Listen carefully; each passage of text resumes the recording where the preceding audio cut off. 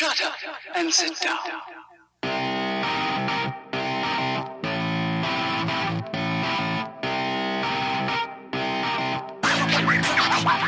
Bonjour tout le monde et bienvenue pour une vidéo d'unboxing de cette grosse boîte de Dune Imperium, qui est un jeu pour 1 à 4 personnes.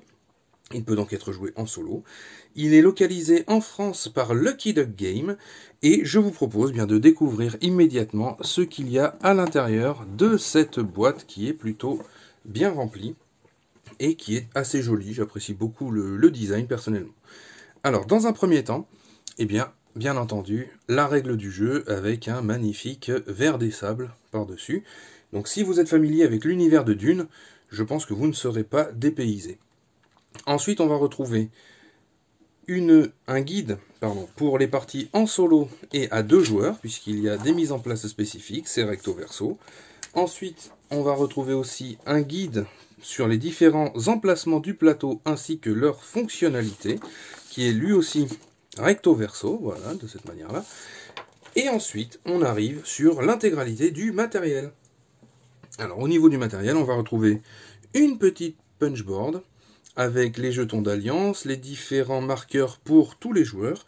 On va retrouver donc les marqueurs de contrôle ici, les marqueurs de combat ici, un joli petit verre des sables et des jetons du baron Harkonnen. Celui-ci aussi ne vous sera pas étranger si vous connaissez l'univers de Dune. Ensuite, on retrouve le plateau, puisque c'est un jeu de plateau. Alors le plateau est assez grand, même très grand, puisqu'il ne passe pas dans l'intégralité du champ de la caméra. Voilà, le voici, le plateau sur lequel on va pouvoir disposer nos agents, nos cartes, les différentes ressources aussi. Puis, alors, le jeu vient tout juste d'arriver et il vient d'être sorti de son cellophane, donc je n'ai même pas encore déballé l'intégralité des jetons. On retrouve ici des jetons gris qui sont appelés les jetons Solari. Ils ont différentes tailles pour matérialiser leur valeur. Voilà, de 1 à 5, il me semble, après avoir jeté un petit coup d'œil sur les règles. Nous retrouvons bien le cœur d'Arrakis, entre autres, bien entendu, la bataille pour l'épice, bien entendu. Voilà, avec son petit marqueur, son petit sachet d'anti-humidité, comme dans tous les autres sachets.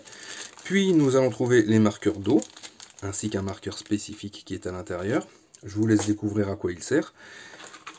Et ensuite, ça va être le matériel pour les différents joueurs. Voilà, des cubes aux couleurs de chacun des joueurs, ainsi que leurs agents qui sont ici. Alors, on va les sortir des sachets, pour qu'on puisse mieux les voir. Voilà. Les différents agents, il y en a 3 par couleur, 3 par alliance. Voilà. Ensuite, on va retrouver ces cubes qui appartiennent à chacun des participants. Voilà, les différents cubes donc, qui correspondent aux différentes couleurs. On a les mêmes ici, en bleu et en vert. Les marqueurs qui vont permettre bien de compter les points de victoire et autres. Il y en a 2 par personne. Puis, nous allons retrouver l'un des éléments essentiels du jeu, les cartes. Alors, vous voyez, c'est encore sous cello. Celles-ci sont les cartes intrigue, entre autres, puisqu'il y a aussi des cartes qui sont des cartes de conflit. Voilà, les cartes intrigue et les cartes de conflit.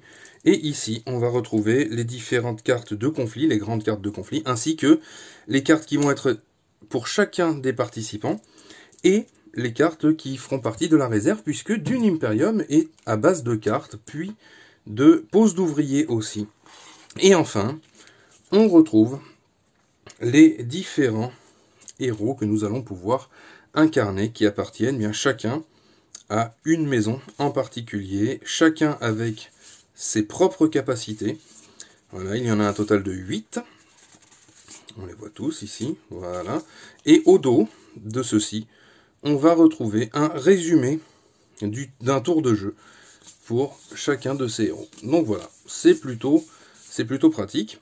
Et on voit qu'il y a des petits emplacements spécifiques pour tout ranger dans la boîte. Alors comme d'habitude, ça peut être pratique, comme ça peut être bien parfois un peu le bazar. Mais là, si chaque chose reste dans son sachet, ça devrait bien se passer. Et on peut regarder quand même, jeter un coup d'œil au dos de la boîte. avec l'intégralité du matériel décrit, avec un petit résumé du jeu, et avec bien voilà tout ce qu'il faut pour se renseigner quand on ne connaît pas le jeu et qu'on veut savoir.